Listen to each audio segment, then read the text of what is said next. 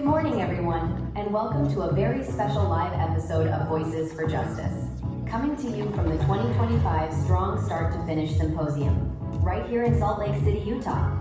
Today's episode is titled, Mobilizing Leaders for Educational Change Through Dev Ed Reform. Guiding us through this discussion is your host, Dr. Nia Hadel, Vice President for Institutional Transformation and Scaling at Complete College America. And she's joined by two incredible leaders who are making change happen on the ground. Dr. Elizabeth Cox-Brand, Executive Director of the Oregon Student Success Center, and Dr. James Gray, Dean of the Mathematics Division at Pima Community College. Let's dive in.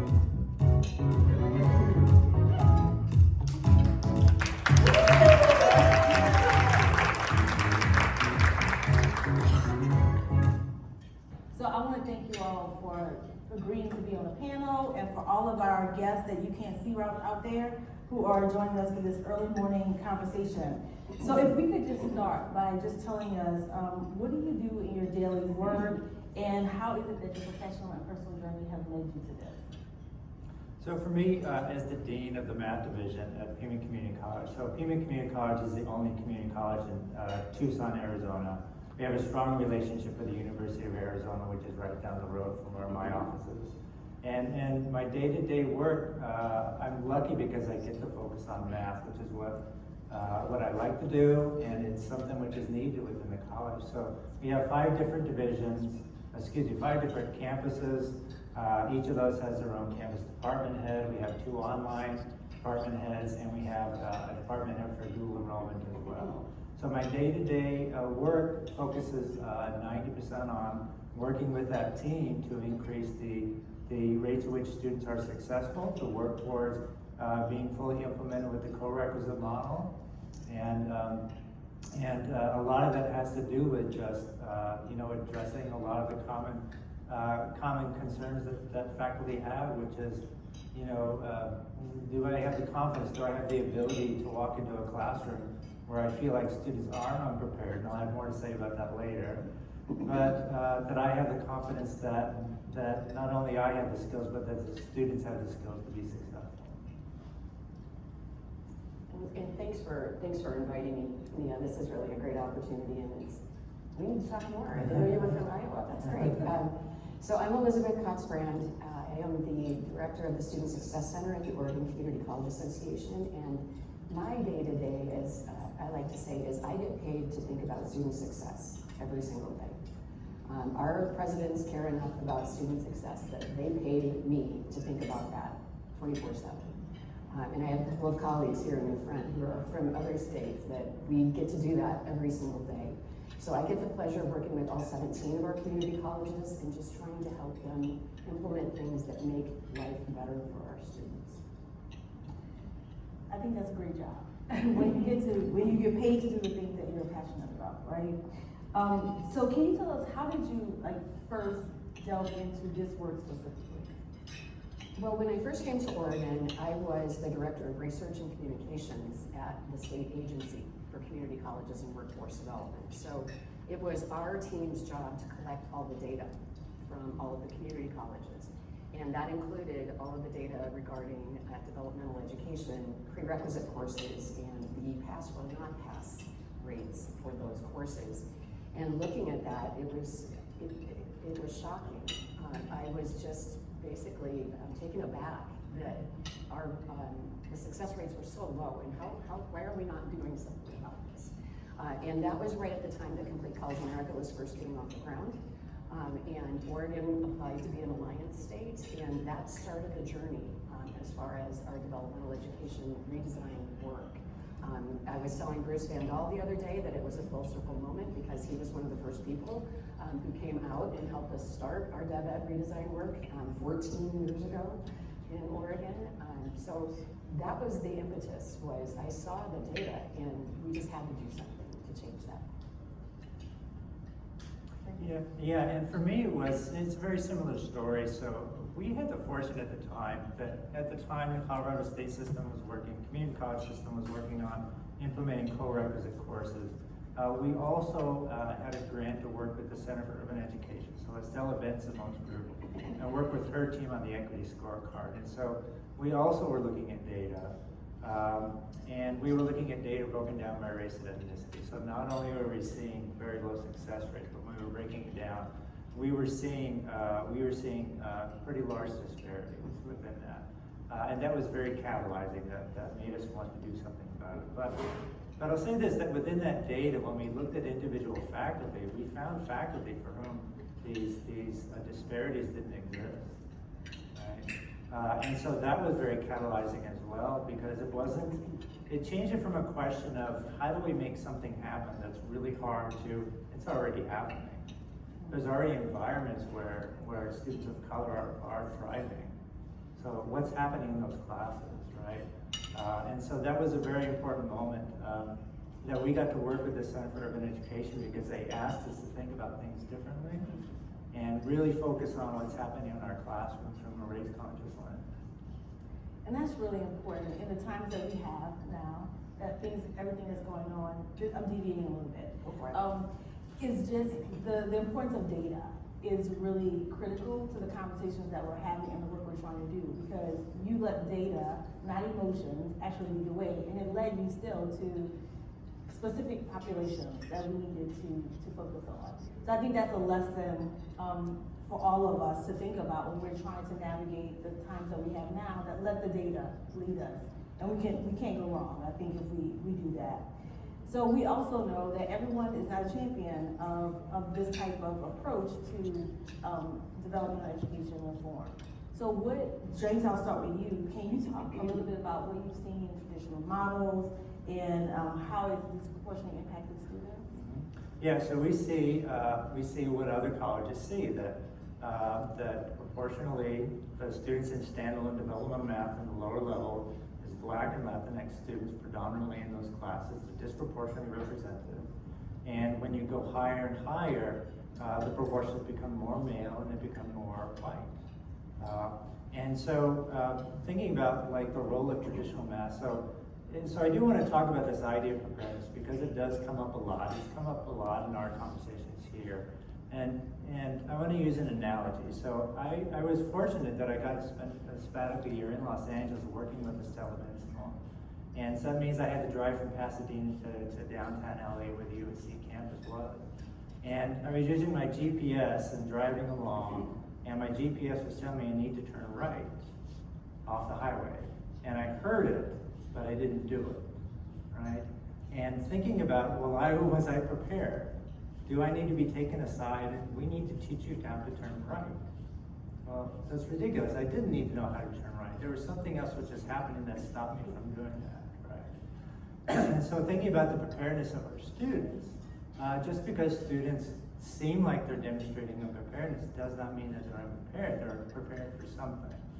So one of the things that the Center for Urban Education helped us think about was go talk to the high school. So my institution served primarily 2 school districts. One was predominantly white, and the other was predominantly Black and Latinx.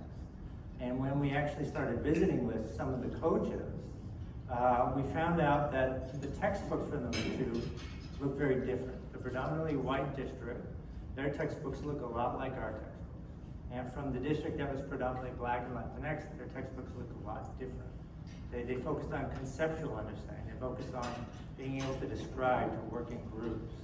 And if you remember, the controversial Common Core that came out, some of the examples of parents could no longer help their children because math was being taught in different ways. And what we found out very clearly was that the students were learning that material. They were prepared. It's just that they learned it in a different way. But the consequence of that, and we didn't intend for this to happen, but it's a reality. The consequence is because our teachers were more familiar with the textbooks from one district, that students who were Black and Latinx were disproportionately hearing, you should know this already. But they did know it already, right? And so it changed the question from, well, the students are prepared. Are we prepared for them? Do I spend time actually talking to my students, learning how they learn their mathematics? Right? And so the consequences of this traditional way of thinking about it is that these students, predominantly Black and Latinx, were disproportionately taking placement exams, that we're asking them to do math in ways that they didn't learn. These students had no choice in this. They didn't get to decide. And so they're disproportionately represented in standalone developmental math courses. And they're hearing from the teachers, why don't you know this already, right? And so it's a stark example of, you know, we were talking yesterday about fix the system, don't fix the students. These students didn't need to be fixed. They were prepared. The system created what was happening. So this is a very powerful story. Now, how have your colleagues and peers, how do they react to that story when you're using that as a way to help them understand the importance of shifting the paradigm around development education? I think it's the case for my institution now, for the institutions I've been at, other institutions I work with, that's a catalyzing idea for a lot of people. And it's also an idea that some people don't necessarily take action with, right? So in one of the sessions I was at yesterday, we talked about finding champions, right? Being able to value, give the greatest value to the faculty who want to do something about it, right? And then you'll have some folks in the middle that are kind of just unsure not what to do, and leadership matters a lot. And the truth is, like, I've had some faculty that don't want to change. They refuse to change. Right? And so you work with it the best you can because you believe that this is the right thing to do. Thank you. So Elizabeth, can you talk to us a little bit about value and impact around making this shift and how you have been able to, because you have a system that's not, It's not a system. It's not a system. So you have to talk to lots of different people, lots of different places to get them to understand and to appreciate this. So how do you talk to them about value and impact? Well, I'm fortunate to be in a state that still can talk about some of the phrases that are not allowed in many other states at this moment. And so, especially when we disaggregate the data to like what James was saying, and showing people the impact, the disproportionate impact of our students, our Black and brown students, our veterans, our first generation students, our parenting students, all of those students who are ending up in these prerequisite developmental education courses and how they are not being successful. And really laying that out, and people didn't realize that. Helping people see, especially faculty, beyond their course. That was a saying I heard a lot. Well, they passed my course, so everything must be fine. And helping them see the full trajectory and using the data to show the full trajectory and laying out that they're not making it. They're not making it through the gauntlet into college level, and access is the key. We begin with the data, showing that access is the key. We need to give them access. Speaking of the underprepared aspect, I use myself as an example, where I have a PhD, but I would fail horribly on that placement test. Like, I can't remember how to multiply fractions, but do I need a whole term of development? No, it's just buried under 40 years of stuff that I haven't had to use in forever. And so it's part of trying to change that narrative too, about how are we approaching our students and are we student ready as a college? Which leads me into a question around the student experience. So both of you all are student champions, and that is demonstrated in the work that you have done along your careers. How are you incorporating student experience and the student's perspective into the work that you're doing and trying to help people to understand the value of this? Well, Brandon Protas knows this very well. One of the champions for our math work, who I dearly love, is someone who has a training as a middle school instructor. And so she is a fantastic teacher. And she was one of our first co-rec instructors. She has her students journal through the term as they're learning, as they're experiencing their math in a different way. And we use those quotes from those students, and they still give me goosebumps. They're amazing. It's amazing what these students say, and using their voices to share that it brings it back to light that these aren't numbers, they're people, and how it's the one course, this one course can change the trajectory of someone's life. They go from fearing math to now saying, gosh, I actually want to major in math, or I want to go on to nursing, or I want to go on to whatever. And so really using those has been very impactful.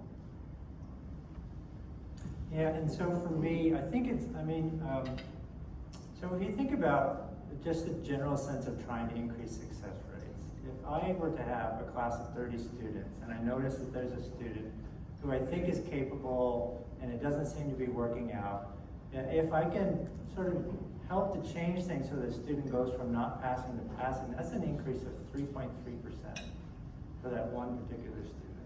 And this is a tenet from the Center for Urban Education that I've found very helpful, not just in terms of being able to create a message, but also in terms of creating growth for myself as a teacher. And that tenet is that if I think about disparities in terms of percentages, that's very abstract. And it's very disempowering. I just don't know what to do based on that. But what they do is they ask us to turn that into individual students. So if I have a disparity for a particular group in my class, that will generally translate to less than one student per section. And when I started thinking about it that way, I started thinking about the faces of individual students. And I realized, well, wait a second, like this student, they did have the capability. It didn't work out, but they did have the capability. It's not that hard to get additional students. And what that's translated into is working with individual students it doesn't seem to be working out for them. So a working definition of equity that I use is that equity, there are no practices that work for all students. There may be practices that work for a lot of students, but equity doesn't focus on the majority, it focuses on the students that are in the margins. And so being able to identify those students that are in the margins and sort of being intrusive, not in a way that, in a way that's meant to be helpful, just to understand. And the things that I've learned from those students have made me a better teacher, right? And not only have they made me a better teacher for those particular students, but they've made me a better teacher for all students. And so I'll give an example. When I take a look at my data, if we go back 12, 13 years ago, the lowest performing group of my classes were Black students. And when I calculated the number of students that needed, it was less than one student. And one of the things that I realized is that there was a Black woman that was in my calculus classes twice. And so I had somebody to think about. And so I started thinking about, well, what happened in that class? What kind of relationship did I have with her? What did I actually talked with her about? And what I had to come to recognize is that I really didn't approach her much. I might ask her how she's doing, but she spent a lot of time away from me. It's like we're in the same classroom, but she's over there and I'm over here. And because I had the advantage of being able to work with the Center for Urban Education, I had the advantage of being around colleagues and being aware of research that I might not have otherwise. So Maxine Roberts, who you all may know, part of my job when I was at the Center for Urban Education was to read her dissertation. And her dissertation focuses on the success of Black students in community colleges. And consistently, the stories that I would hear from her research is, I asked my teacher a question, the teacher didn't answer it. I read Pushed Out by Monique W. Morris. Consistently, I asked my teacher a question, the teacher didn't answer it, right?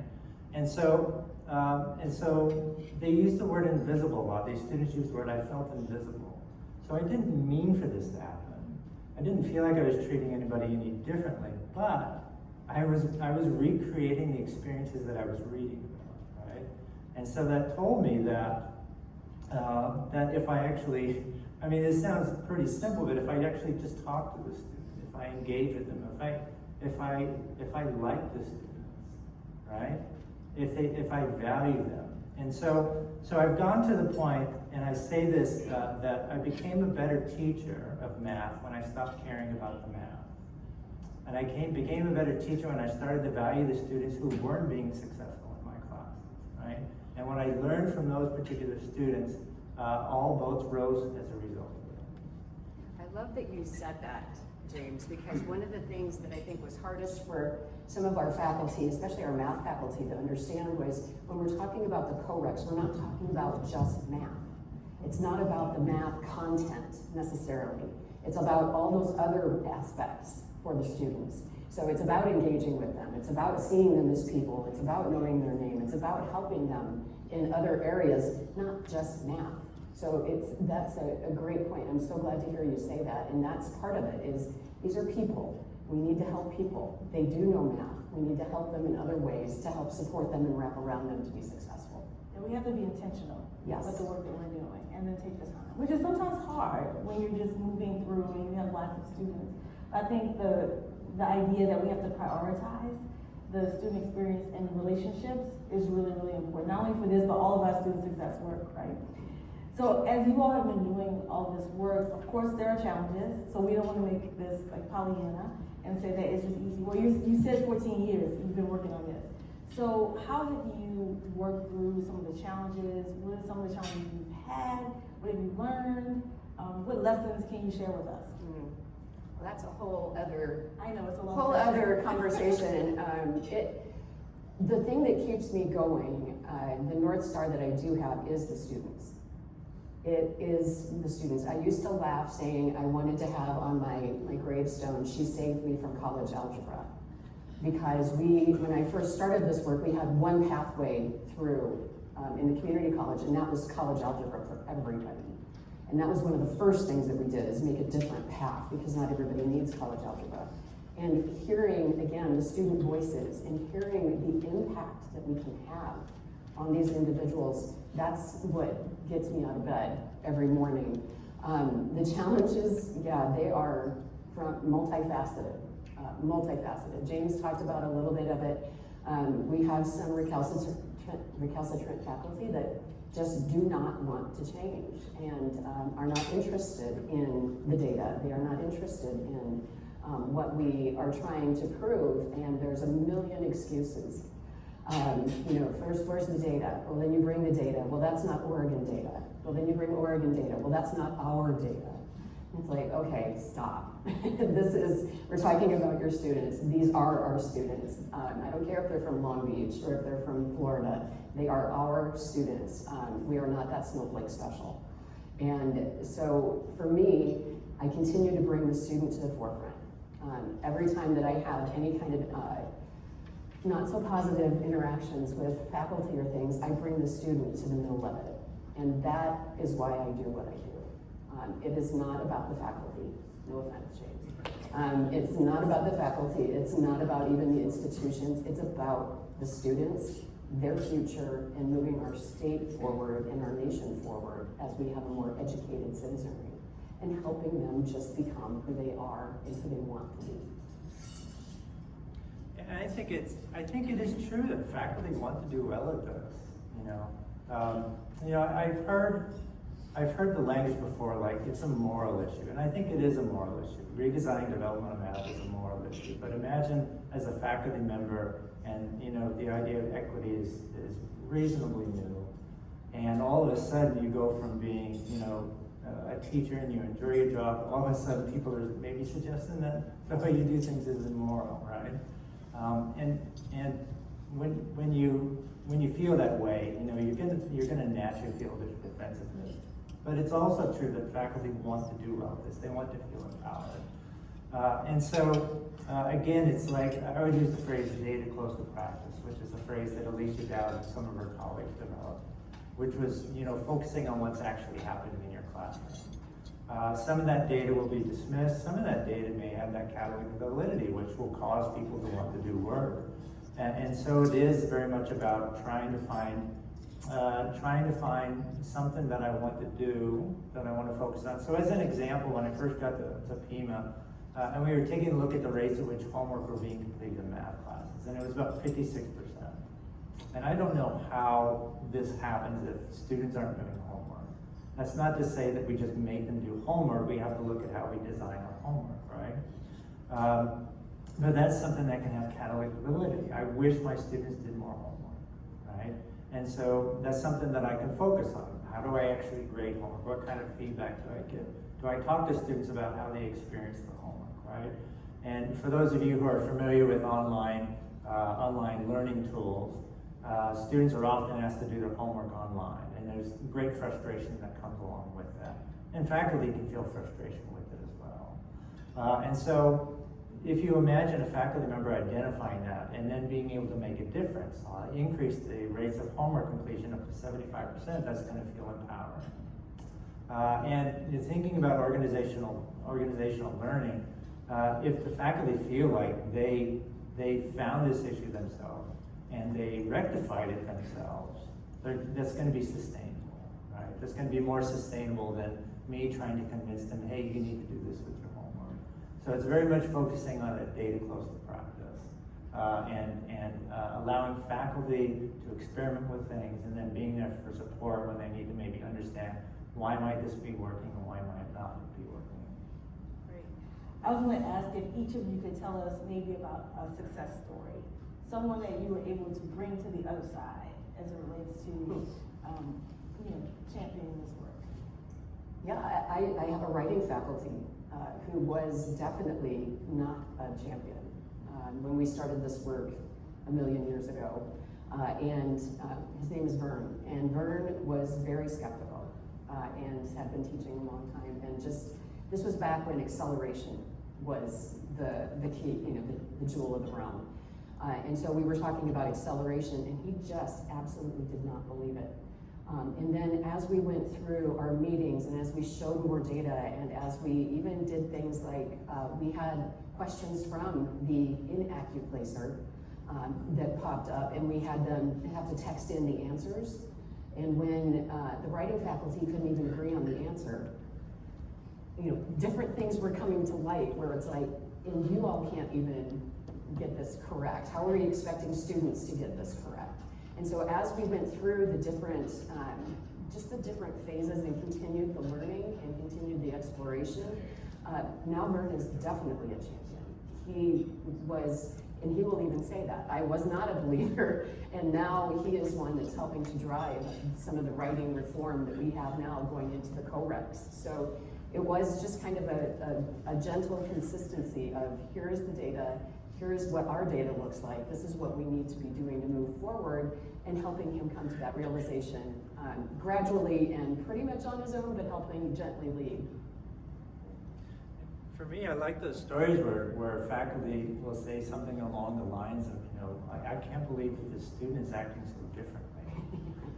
And so I can think of a couple of examples of that. So one faculty was a colleague of mine.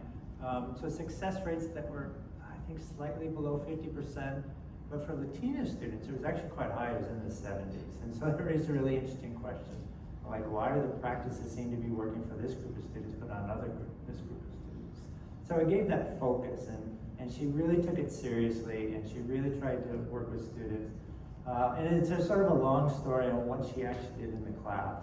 But at the end of this, it got to the point where all the students were having success rates that were in the 80s or close to the 80s.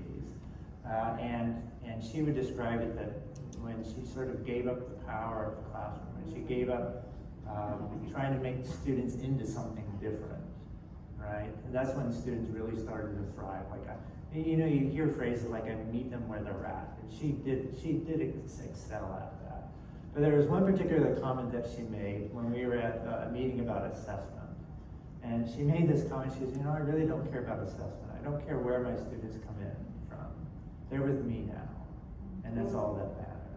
And that was just an artifact of change that went from one side of things, students can't, they don't have time management, they don't have study skills, they're not prepared, right? And all these things, to the point was, just come in my class, just be with me.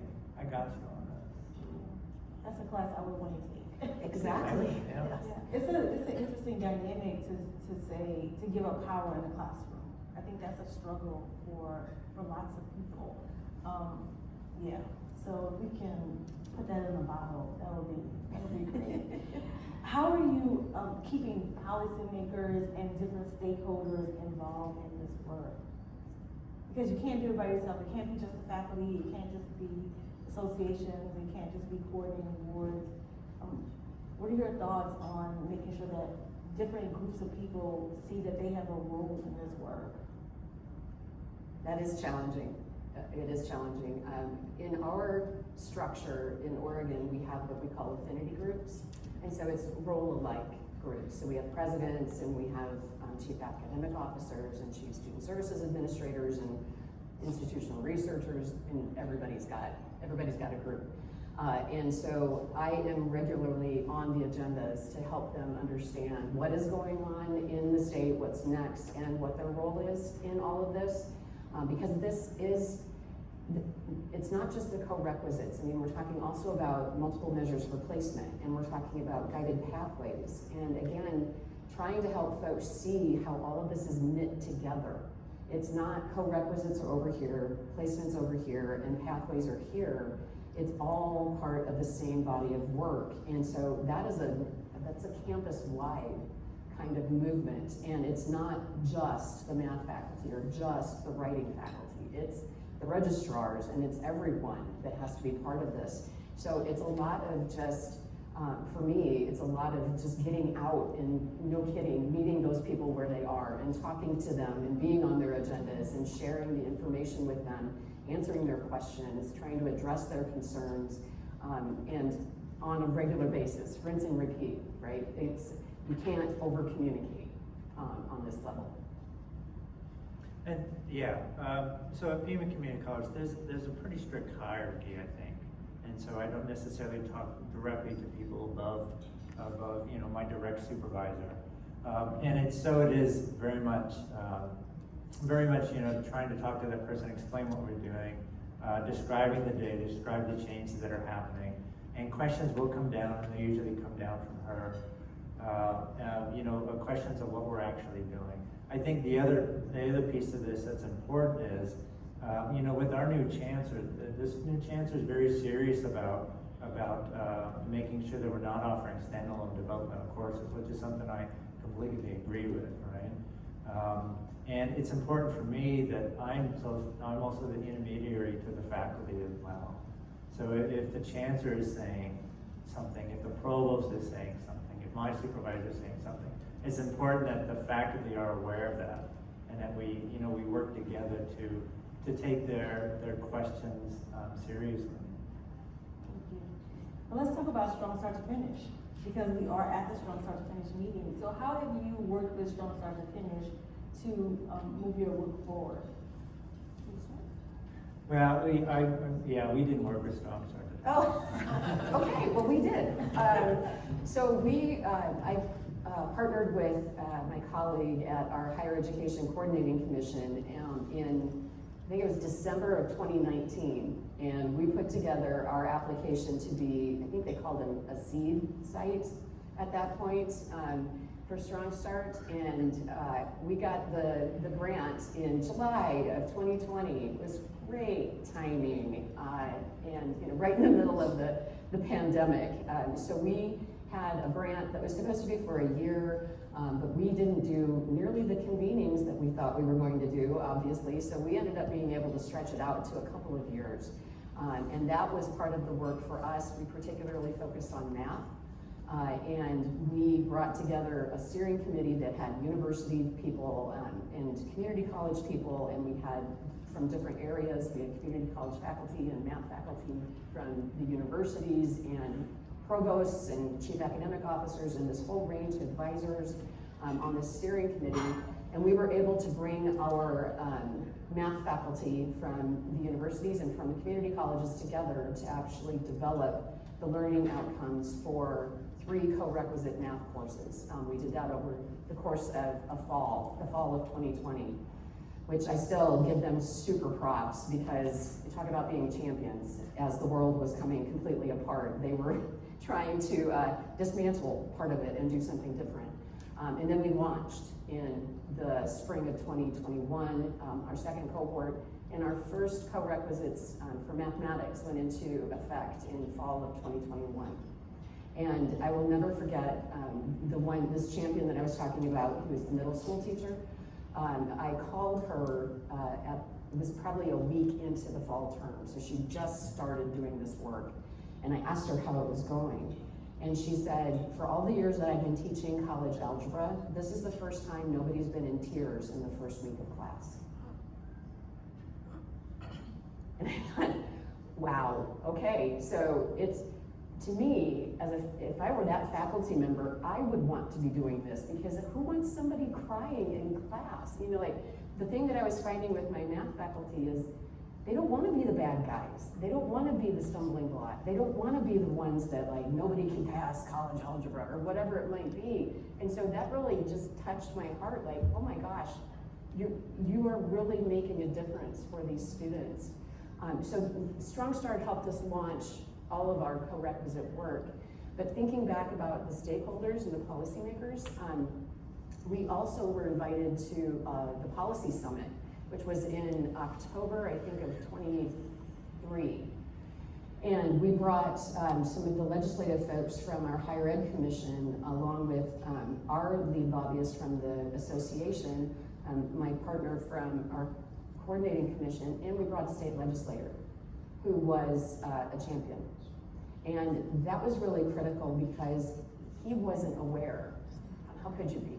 He wasn't aware of what all this work was. And then he became a champion.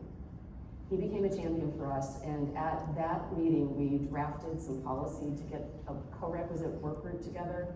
Representative Ruiz championed that through the session, and we were able to get our co-requisite work group together that now has helped move our work forward, so that we're going to be going hopefully to scale in 2027. Congratulations on that. We got a ways to go, Yeah, but I'll but take you're it. moving in We're the right moving. direction. We're moving. And I think the important thing about this work, as you articulated, is the relationships and engaging people, whether you have a hierarchical type of structure or it's maybe a little flatter, but just engaging people in different areas and identifying how they could buy into this, or how can they have value for them, and having conversation and exposure around some of these topics. And that's one thing that I'm fortunate in where I sit at the association, because we interact with board members continually, board members and presidents continually. And so I have the opportunity, our board is made up of one locally elected board member and the president from each of our 17 institutions. So it's a big board, but I get the opportunity to present to them at their quarterly meetings. And when I can talk about the co-requisites and I can show the data from those colleges that are implementing the co-recs and the difference that it's making for those students, then I have board members come up to me after and say, are we doing this? Why aren't we doing this? I'm like, well, that's a good question. You need to have that conversation on campus. But they then are interested in, how do we make this happen on our campus? What does this look like for us? So it's another opportunity to engage those who you may not always have the opportunity to talk to, and they are not in operations, but they are also just very concerned about the student success. And the co-requisites are absolutely, we know, a way to continue to build on the student success work. Absolutely. And so with all the things that are happening in the world and in our country around higher education, there's lots of disruption that's happening at the federal level, and also has trickled down to the states. Why, or what's the case? How do we convince higher education leaders, faculty, to prioritize this as something that they should really focus on with everything else that seems to be, unstable? What would you tell them?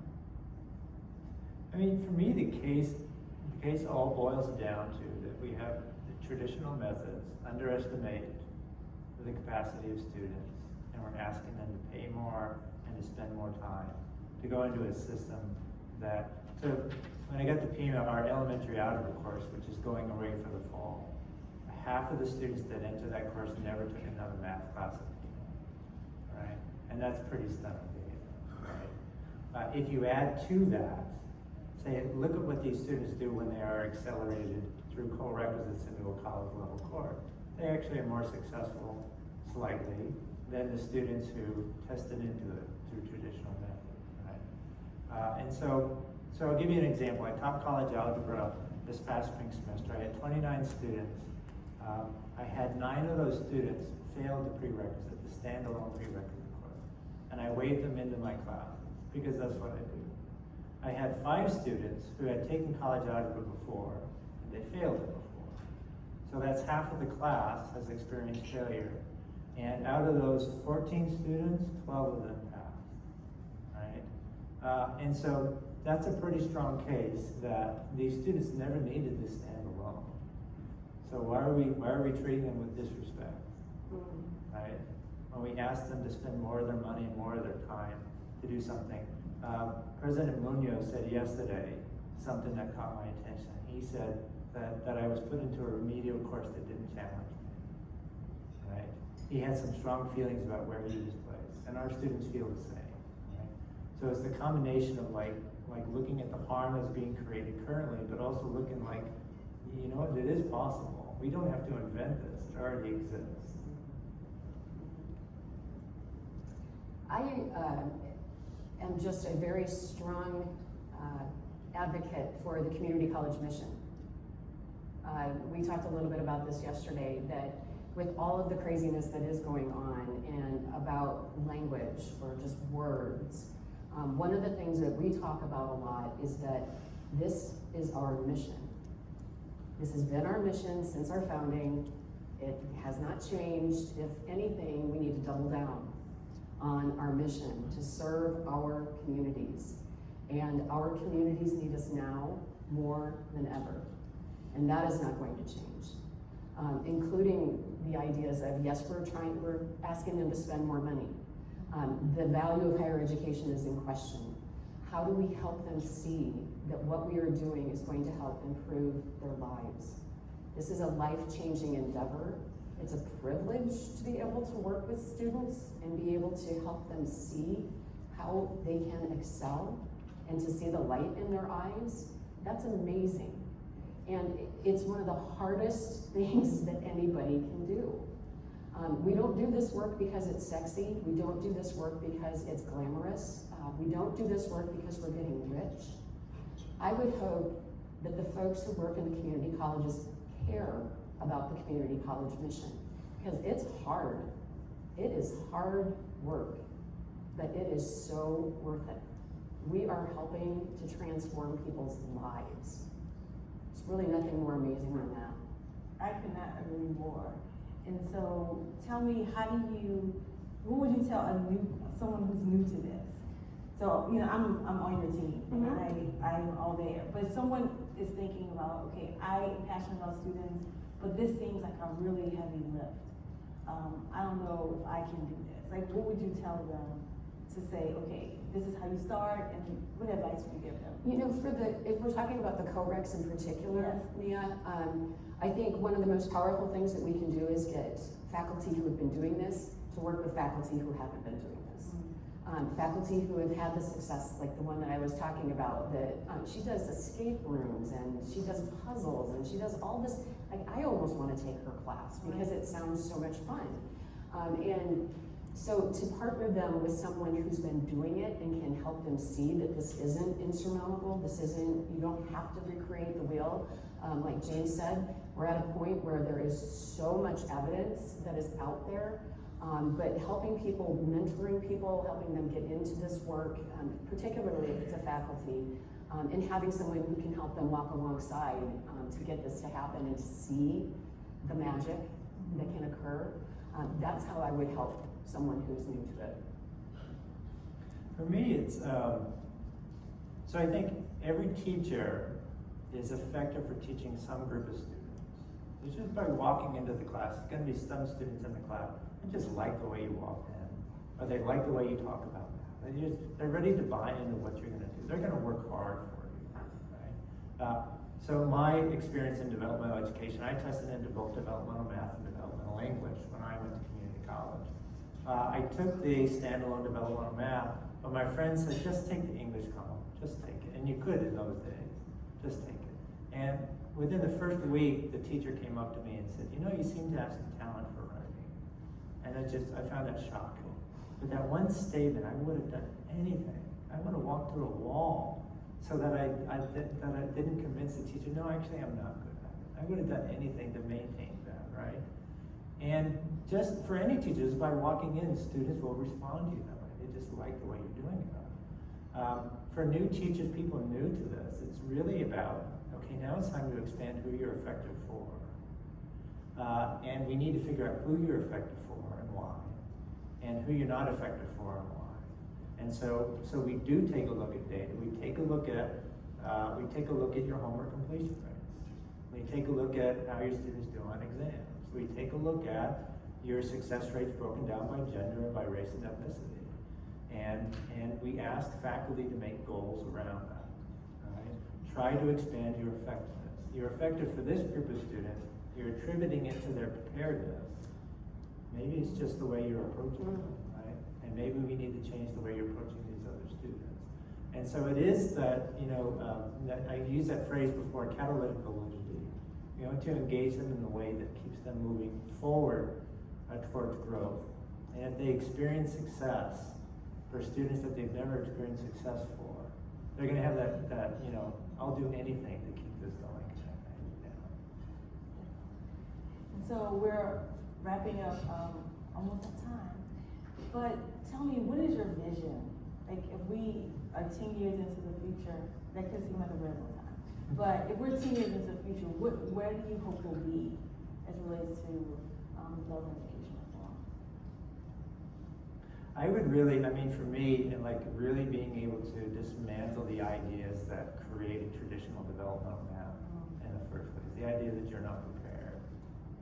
What's wrong with you is you don't have time management skills, right? What's wrong with you is you don't have a growth mindset, right? Being able to dismantle all those, I've grown a lot as a teacher, but I've worked with enough teachers to know that I'm not at their level either, right? And so for me personally, that's part of what I want to do in 10 years, is I'd like to be able to reach their level as well. And so one of the things that I've decided to be sort of a legacy when I finish teaching is that I want to be an effective teacher for those students who have been labeled as unprepared, or labeled as their family doesn't value education. I want to be effective for those students because I know that those teachers are out there. I know that it exists. I am hoping that we're no longer having this conversation. I am hoping that things like developmental education are an artifact of the past. I am hoping that our colleges in particular really have grasped being student ready, and that corequisites are just a given. We've adopted, we've done this, and now we're looking at different ways to help our students move forward. But things like these structural barriers, I am hoping that we no longer are even talking about them. They've been dismantled, they've been dismissed. We are into this new model, and maybe there's something even better than coreqs. Let's find it. Let's keep moving this forward and find out what the next frontier is for our students. But let's stop having the same conversations that we, no kidding, have had for the 35 years that I've been in higher ed. Let's finally stop that and move beyond it. And I think that is an excellent place for us to end. I think for our conversation today, the goal that we had was to really talk about what these two dynamic leaders have done to change the narrative around developmental education reform and get people to really buy in and to identify strategies that work, and the importance of really valuing and centering students and the work that we do. And I think you all did an amazing job. Can we thank you for that?